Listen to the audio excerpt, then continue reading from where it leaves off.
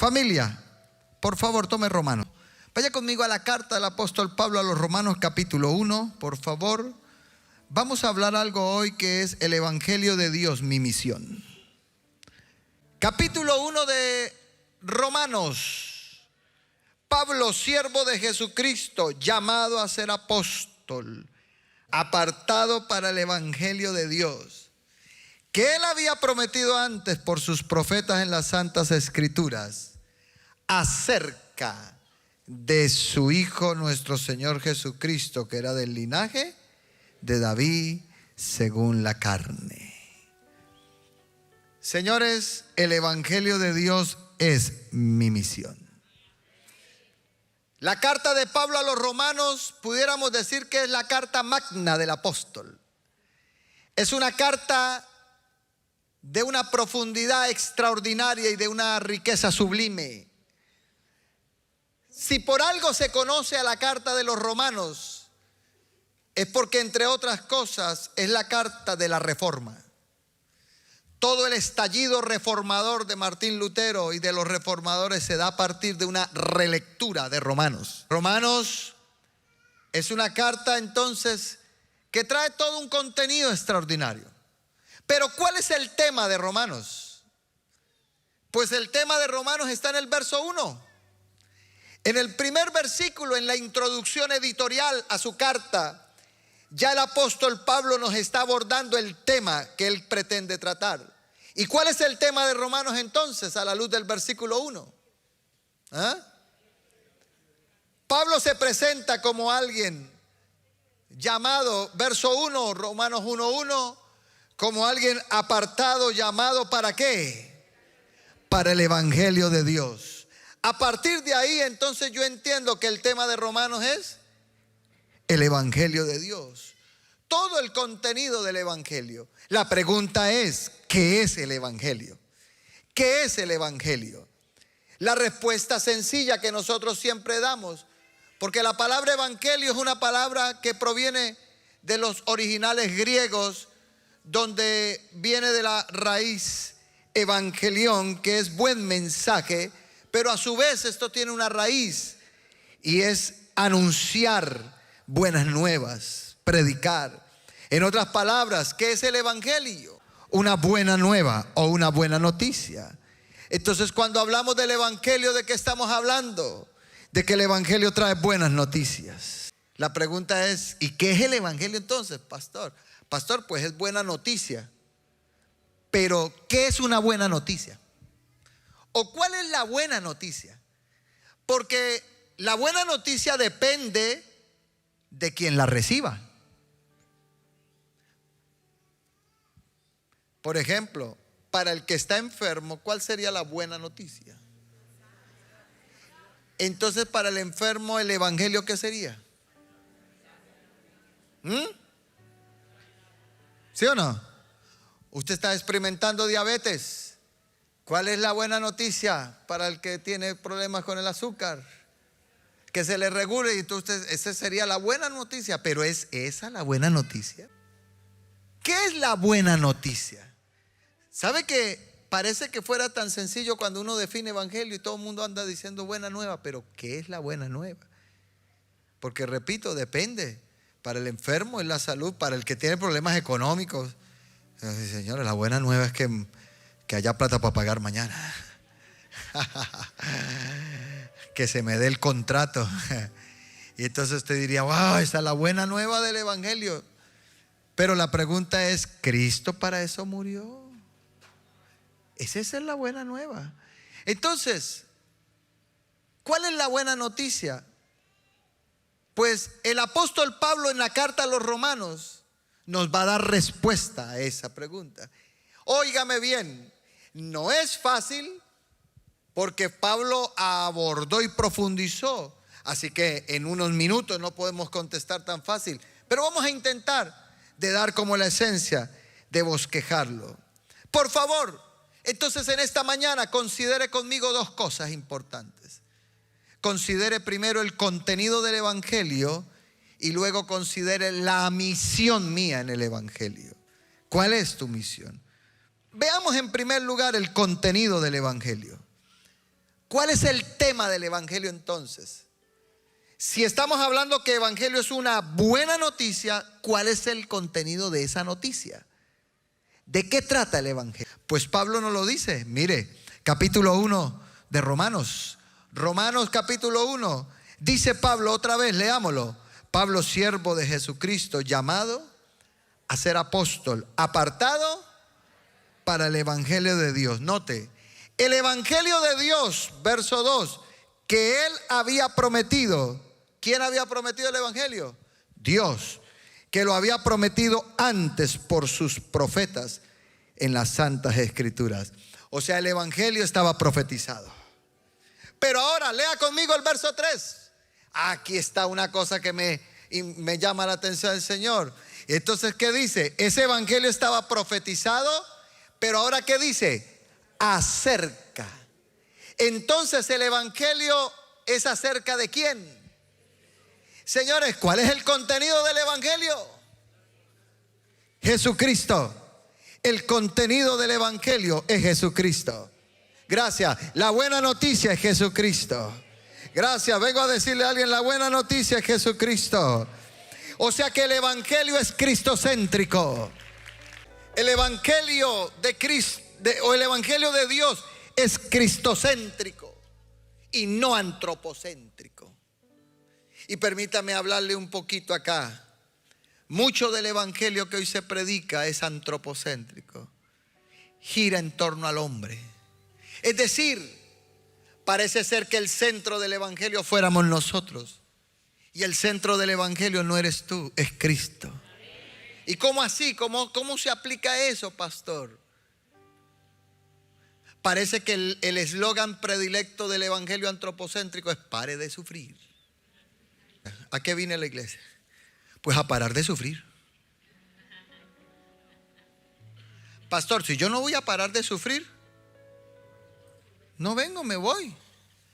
Note, cuando usted viene así, cuando yo vengo así, ¿el centro quién es? No, no es Cristo. El centro eres tú. Porque todo está girando en torno a ti. Pero pastor, pero mis problemas, pero precisamente tú te vuelves el centro. Y nos volvemos el centro. Es más, ¿por qué venimos hoy al culto? El centro no es Él. Yo estoy siendo el centro. Mis crisis están siendo el centro. Mi dolor está siendo el centro. Dame respuesta, Dios. Pero el centro no soy yo. El centro es Él. Aleluya. En otras palabras, cuando tú entiendes que el evangelio no gira en torno a ti, por eso, cuando tú entiendes que el evangelio es Él, no importa lo que tú estés viviendo, tú seguirás sirviendo a Dios. No importa lo que tú estés experimentando, tú seguirás fiel al Señor. Por eso es que la iglesia primitiva, y por eso es que hombres como el apóstol Pablo, no importa lo que vivieron, pero el centro no era ellos. Vaya conmigo un momento a Hechos 14. Pablo, el mismo que escribe Romanos. Hechos 14, verso 19. Pablo está en Listra y Hechos 14, 19. Entonces vinieron unos judíos de Antioquía y de Iconio que persuadieron a la multitud y habiendo dadole cariñitos a Pablo, le dieron unos toques de cariño, lo trataron bien, le dieron unos abracitos, le pusieron una ofrenda, lo llevaron a un buen hotel, le dijeron ve a un resort, Pablo. No, ¿qué dice que hicieron? Vamos, ¿qué dice que fue que lo que hicieron? Pero venga, póngale cuidado a esto, ¿qué hicieron? Pero ¿qué más dice? ¿A dónde? ¿Y por qué lo arrastraron fuera? O sea que la mano de piedra que le dieron fue tan tenaz que esta gente dijo: a este tipo lo matamos. Y entonces, como es un perro muerto, ¿sí? Porque ¿a dónde cree que lo sacaron? Porque, señores, ¿qué es lo que queda por lo general a las afueras de las ciudades? Los basureros. Señores, allá lo tiraron a Pablo como un perro muerto. Porque para esa gente de Listra eso era Pablo. ¿Qué haría usted? Que le den una mano de piedra hoy. Uno, lo apedreen a esta hora. Ahorita usted sale y lo van a agarrar allá en la esquina. Le van a dar piedra. Y luego lo agarran de aquí, mire. Y lo arrastran y lo tiran por allá a la salida. Yo quiero saber, usted y yo, ¿qué haríamos? Mire lo que dice, verso 20. Pero rodeándole los discípulos, ¿qué dice? Diga conmigo, se levantó y entró en la ciudad. Y al día siguiente salió con Bernabé para Derbe. ¿Y a qué salió? Y después de anunciar el evangelio a aquella ciudad y de hacer, ¿cuántos? Le dieron piedra de tal manera que lo consideraron muerto. Pero al día siguiente el hombre se levanta y al día siguiente. Pero ¿cómo está usted al día siguiente de una lapidación? Yo creo que le duele hasta el pelo, hermano. Hasta el último pelo le tiene que doler. Y a mí no me vengan. Si a usted y a mí nos lapidan y al otro día yo llego a su casa, vamos a ser discípulos. ¡Ah! Pastor, que usted supiera lo que he vivido este año. Me han dado pero parejo. Señores, pero Pablo se levantó. Pero la pregunta es, ¿por qué el hombre va y sirve a pesar de los golpes? Porque, señores, él no era el centro del evangelio. Porque el centro era Cristo. Pero ¿por qué tú y yo no servimos cuando tenemos crisis? Porque tú eres el centro del evangelio. Porque tú quieres ser el centro. Porque tú quieres que el evangelio gire en torno a ti. A que me den respuesta a mi crisis, a mi dolor. Pero ¿por qué Pablo no se detuvo? Porque tenía claro que el centro del evangelio es el Señor. No es Él. Que el evangelio no gira en torno a mí. Que el evangelio no me evita crisis. Que yo quisiera, claro, ¿usted cree que no le dolió las piedras? ¿Usted cree que el hombre no está dolorido? Claro. ¿Usted cree que no lloró? ¿Que no le salieron lágrimas? Yo creo que a Pablo le salieron lágrimas. Por supuesto que está tirado ahí. ¿Cómo no? Pero el centro no es Él. El centro es Jesús. Yo no vengo al evangelio para evitar sufrimiento. El evangelio no es para evitar sufrimiento. Porque hay algo más grande detrás de la tribulación. Claro, por supuesto es feo, a nadie le gusta, a mí no me gusta. ¿Qué quién le gusta? ¿Alguien aquí quiere sufrir? Venga, yo quiero decir, ¿alguien aquí quiere experimentar? No queremos. La verdad no, mi carne no quiere. Mi carne no quiere que me den piedra. No. Pero el evangelio es Jesucristo. No son mis necesidades el centro del evangelio. Es Jesucristo. ¿Qué nos dice Pablo de Jesucristo en Romanos rápidamente? Mire lo que nos dice capítulo 1 de Romanos. Capítulo 1, verso 4, por ejemplo. ¿Qué nos dice Pablo de Jesucristo en Romanos? Nos dice que Jesucristo fue declarado Hijo de Dios por la resurrección. O sea, Jesús es Hijo de Dios porque resucitó, señores. ¿Qué más nos dice Pablo en Romanos? Dice que por Cristo recibimos la gracia. Verso 5, y por quien recibimos la gracia y el apostolado. Señores, la gracia viene por Cristo Jesús. Él es quien nos da la gracia para que obedezcamos a la fe. ¿Qué más nos dice Pablo de Jesucristo? Dice que usted y yo estamos llamados a ser de Cristo. Verso 6, entre los cuales estáis también vosotros llamados a ser de Jesucristo. Usted está llamado a ser de Cristo Jesús. ¿Qué más nos dice Pablo? Capítulo 3 de Romanos, verso 22. Romanos 3:22. ¿Qué nos dice Pablo? Mire lo que dice Romanos 3:22. La justicia de Dios vino por medio de ¿quién? De la fe en ¿quién, señores? O sea, la justicia de Dios viene por Cristo Jesús. Usted es justo por Cristo Jesús. Gracias, dije, tú eres justo por Cristo Jesús. Romanos capítulo 5, verso 1. ¿Qué más nos dice Pablo de Cristo en Romanos? Romanos 5:1. Justificados pues por la fe tenemos paz para con Dios. ¿Por medio de quién viene la paz? No le escucho. ¿Por medio de quién viene la paz? De Cristo Jesús. O sea que por Cristo tenemos paz para con Dios. Cristo es el medio de la paz. No es otro. Es Cristo quien nos da la paz con Dios. Gracias por su entusiasmo. Gracias por la fe. Romanos capítulo 5, verso 8. ¿Qué más nos dice Pablo sobre Cristo en Romanos? Romanos 5:8. Mas Dios muestra su amor para con nosotros, en que siendo aún pecadores, ¿qué? Cristo murió por ti. O sea que Cristo, ¿qué es, señores? Cristo es la demostración del amor del Padre. Aleluya. Alguien dirá, pero pastor, yo no siento a Dios. Pero es que ya Dios nos demostró su amor, porque Cristo murió por nosotros. Cristo murió por ti, por tu casa. Alguien dice amén.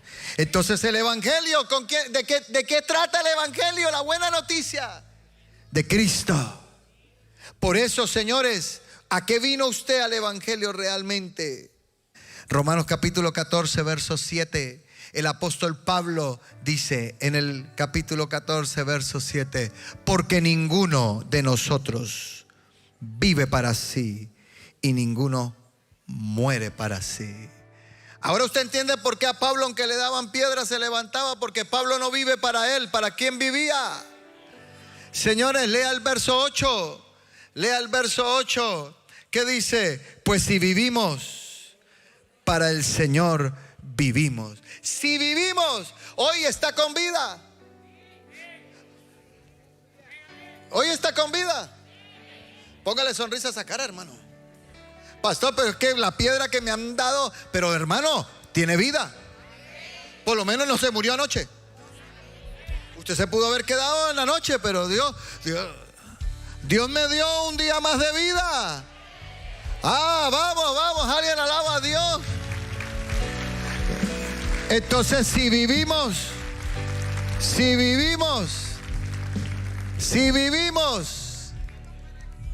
¿para quién vivimos?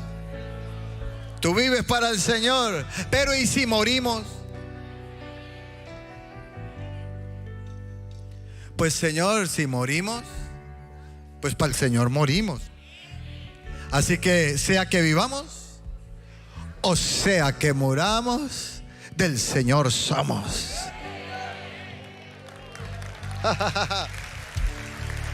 Vamos. Sea que muramos o que vivamos, del Señor somos. Aleluya. Si tú vives, eres del Señor. Y si muero, pues somos del Señor. Usted sabe la paz que esto traería, pero ¿cuánto nos cuesta eso? Qué lucha entender. Pero somos del Señor. Aleluya, somos del Señor. Así que la buena noticia del evangelio no es mi prosperidad. La buena noticia del evangelio no es mi salud, no es el pago de mi deuda, ni que mi matrimonio se mejore. La buena noticia es que en Cristo hay redención, y que tú y yo somos librados del juicio venidero, y que hay paz con Dios. Aleluya. Pero la buena noticia es que hay redención.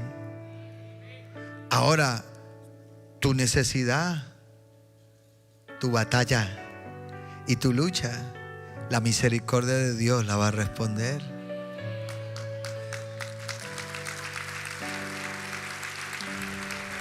No es que tus necesidades no importen, importan mucho, pero tú no eres el centro. ¿Cuál es mi misión entonces en este evangelio? Por favor, considere la misión en el evangelio de Dios. Y el apóstol Pablo en el capítulo 1 de Romanos, ya de entrada me regala un bosquejo claro de la misión nuestra en el evangelio de Dios. Y Pablo nos dice tres cosas muy claras, muy importantes. Romanos capítulo 1, verso 8. Lea lo que dice el apóstol Pablo conmigo. Primeramente doy gracias a mi Dios mediante Jesucristo, con respecto a todos vosotros, de que vuestra fe se divulga por todo el mundo, porque testigo me es Dios, a quien. Hay una palabrita clave, ¿a quien qué? Señores, entonces, ¿cuál es mi misión en el evangelio? Primero, señores, servir. Diga conmigo, servir. Mi misión en el evangelio, en primer lugar, se llama... No le escucho. ¿Cómo se llama, señores? La gente que tiene el evangelio de Dios va a servir. Vamos a servir a Dios en el evangelio. Alguien dice, oiga, escúcheme, hermano. Escúcheme, mi hermanito que estás acá. Él hizo mucho para que usted solamente venga y se siente y reciba. Tú y yo vamos a servir. Pablo está diciendo, en mi espíritu sirvo en el evangelio de Dios. Vamos a servir. Toque el de lado, digo, vamos a servir. Oiga, usted sirve orando, usted sirve discipulando, usted sirve ayudando en la iglesia. Oiga, mire cuántos hombres hay acá, mujeres que llevan años sentados. Usted sirve. ¿Sabe que yo puedo servir un domingo? No, los domingos yo podemos servir. Yo puedo ser un diácono. Oiga, yo me acerco al diaconado, yo quiero servir próximo domingo. Vamos a hacer algo. Señores, mi misión en el evangelio es servir. Gracias por 2 o 3. Debemos servir en el evangelio de Dios. Hay otros que sirven con sus finanzas. Eso es servir a Dios. Son diferentes áreas, pero lo importante es que tú sirvas. Lo segundo, capítulo 1 de Pablo a los Romanos, verso 14. Romanos 1, 14. Dice la palabra Pablo a griegos. Romanos 1, 14. A griegos y a no griegos, a sabios y a no sabios, soy deudor. Así que en cuanto a mí, pronto estoy. ¿Para qué, señores? Entonces, ¿cuál es la segunda misión nuestra en el evangelio? Debemos anunciar el evangelio de Dios. ¿Qué es lo que debemos hacer con el evangelio? Anunciarlo. ¿Y qué es anunciarlo de manera sencilla? Exacto. ¿Qué es lo que hay que hacer con el evangelio? Predicarlo. Así que el año 23 hay que predicar el evangelio. Ah, pastor, pero eso es para usted y los líderes. Yo estoy aquí tranquilo en mi culto. No me hable. No. ¿Para quién es eso? ¿Quiénes tienen que anunciar el evangelio? La iglesia. Vamos a anunciar, vamos a predicar del evangelio.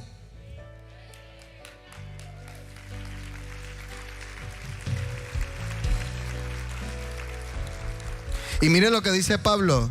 Así que en cuanto a mí, pronto. Diga conmigo, pronto. Pronto. ¿Cuánto? Pronto. ¿Y qué es pronto? No, dentro de un año. ¿Cuándo? Ya. Pronto, ya. Vamos a anunciar el evangelio. Vamos a anunciarlo en el nombre de Jesús. Señores, estas semanas que vienen vamos a anunciar el evangelio. ¿Y cómo lo anunciamos? Pues lo anunciamos orando, declarando la palabra. Vamos a ir a algunos lugares de la ciudad estos días a tomar la gobernación, los parques, y vamos a anunciar el evangelio. Ay, Dios mío.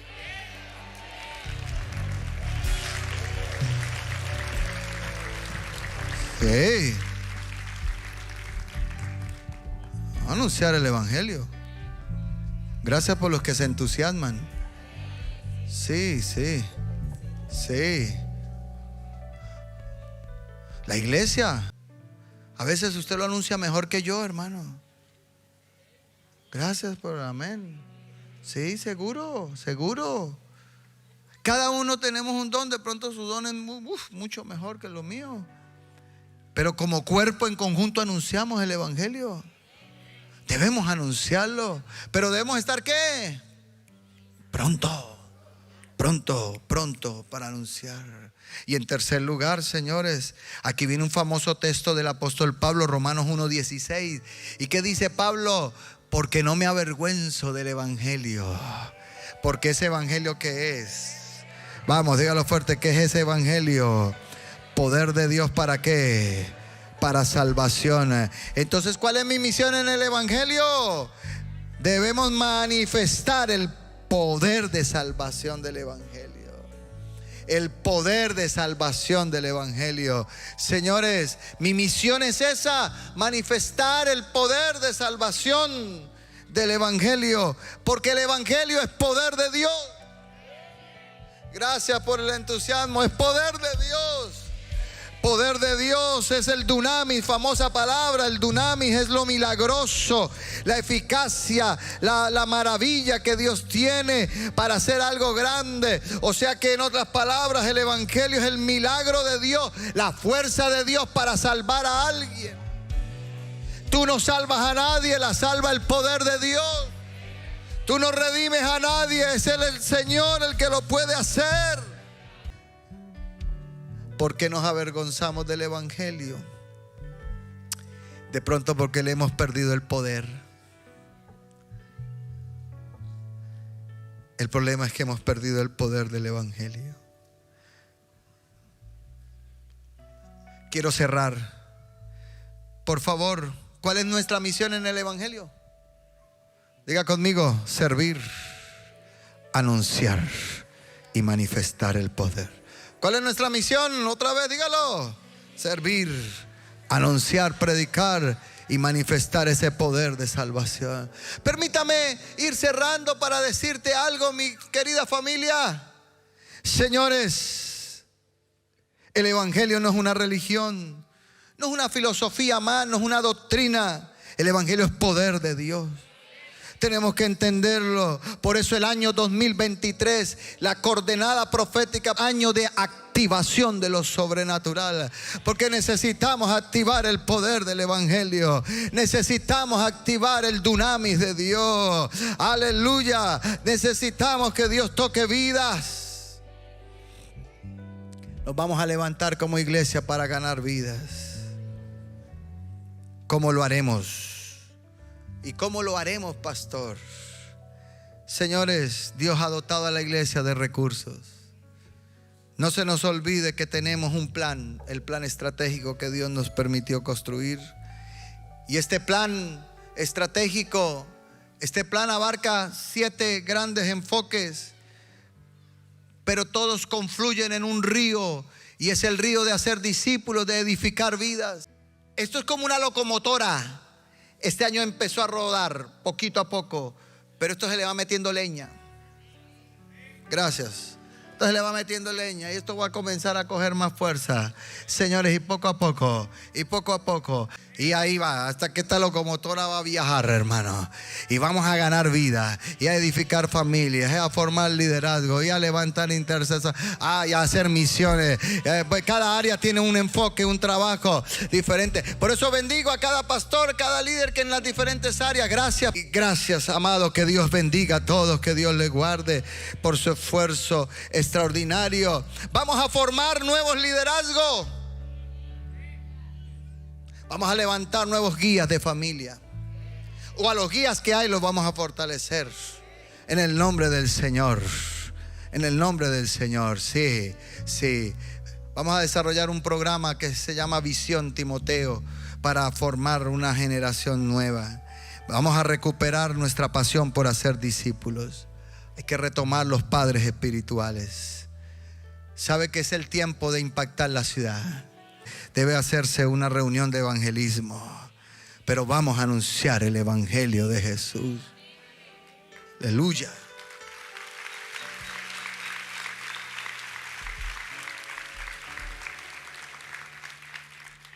Wow, vamos a anunciarlo. Y tú y yo lo vamos a hacer. Pastor, pero es que me han dado piedra. Tranquilo, nos vamos a levantar. A todos nos dan piedra, pero de esa te vas a levantar. Gracias. Alguien aquí vino hoy porque Dios lo va a levantar de esas piedras. Dios te va a levantar de esas piedras. Hoy yo estoy apedreado, yo estoy golpeado. A lo mejor no estoy en mi mejor versión. ¿Usted se imagina cuando Pablo regresó de Listra? ¿Cómo sería? ¿Cómo cree que estaría el rostro de Pablo?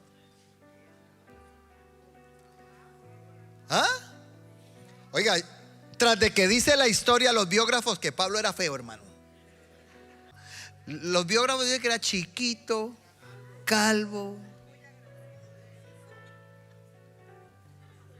con problemas y fuera de eso apedreado, hermano.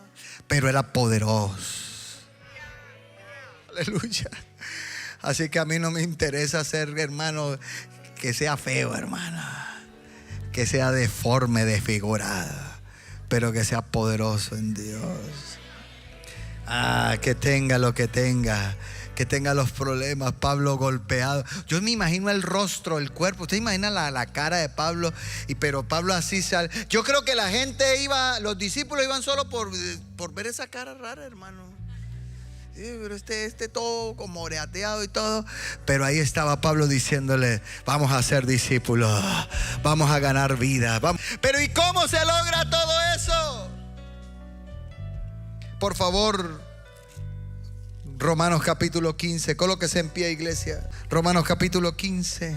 El apóstol Pablo, al final de la carta a los romanos, les dice a los romanos cuál es la clave para poder compartir el evangelio. Y Pablo dice, Romanos 15, 17. Romanos 15, 17. Mire lo que dice: tengo pues de qué gloriarme en Cristo Jesús en lo que a Dios se refiere, porque no osaría hablar sino de lo que Cristo ha hecho por medio de mí para la obediencia de los gentiles, con la palabra y con qué. ¿Con qué? Con la palabra y con las obras. Pero mire lo que dice verso 19: con potencia de señales y prodigios en el poder del Espíritu de Dios. De manera que desde Cincelejo y los alrededores de Sucre y todo lo vamos a llenar del evangelio de Cristo Jesús.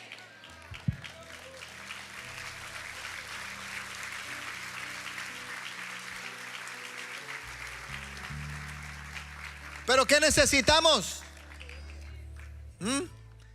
¿Cuál es el método? ¿Cuál es el método que necesitamos, pastor? ¿Cuál es el último material? No. ¿Qué es lo que necesitamos? El Espíritu Santo. Poder del Espíritu. Necesitamos hambre por el Espíritu Santo. Pastor, enséñeme el último método. No.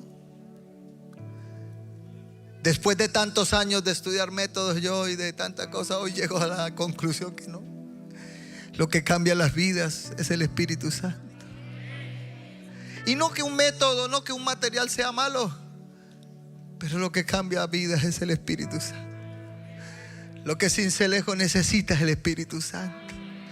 Lo que necesitamos es el Espíritu Santo. Lo que necesitamos como líderes, pastores, es el Espíritu Santo. Lo que necesitamos es que de verdad hayan líderes, gente, miembros que digan: necesito el Espíritu Santo. Pero vamos a llenar a Cincelejo del evangelio.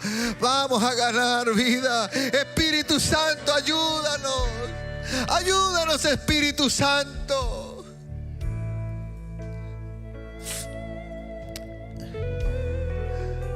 Aleluya. Ayúdanos, Espíritu Santo. Ayúdanos, Espíritu Santo. Alguien necesita del Espíritu Santo acá. Wow. Del Espíritu Santo. Del Espíritu Santo. Señor, es el Espíritu Santo el que convence. Es el Espíritu Santo el que nos levanta. Es el Espíritu Santo el que nos ayuda. Es el Espíritu Santo. Oh, Señor, te necesitamos, Espíritu Santo. Centro familiar te necesita. Oh, centro familiar se rinde hoy a ti. El año 23 te necesitamos, Espíritu Santo.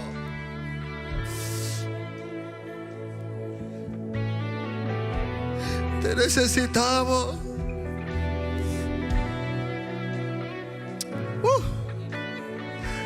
Yeah.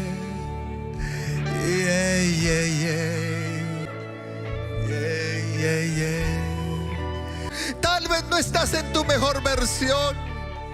A lo mejor tu rostro está marcado. A lo mejor tus espaldas están adoloridas. A lo mejor tu pecho te duele. Te duele tu pecho de lo que te han dado este año, de las piedras que la vida te ha tirado. Pero te levantarás. Yo me levantaré, Dios. Oh.